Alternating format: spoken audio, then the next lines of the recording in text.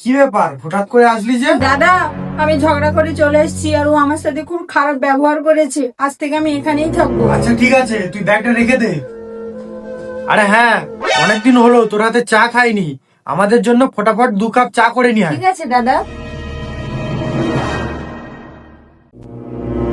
এই নাও দাদা।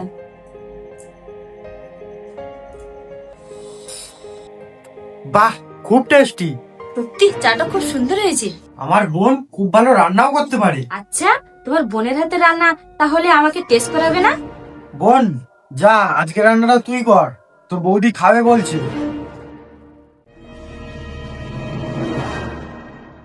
সত্যি বোন, রান্নাটা খুব সুন্দর হয়েছে।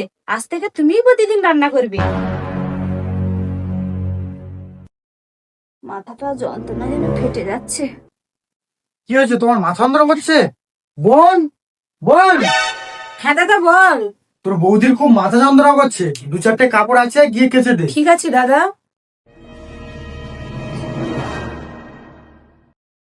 এ কি, তোমার শরীর খারাপ না? তুমি কেন কাজ করছো? বোন, বোন, হ্যাঁ দাদা। এই নে ঘরটা পরিষ্কার কর। দাদা, যেদিন থেকে আমি এ বাড়িতে এসেছি তুই আমাকে ঝি ছাগলের মতো খাটাচ্ছিস। হ্যালো, আমি বাড়ি যাচ্ছি। ছোটখাটো বিষয়ে তো ঝামেলা হতেই থাকে, তা বলে কি আমরা কি আলাদা থাকবো?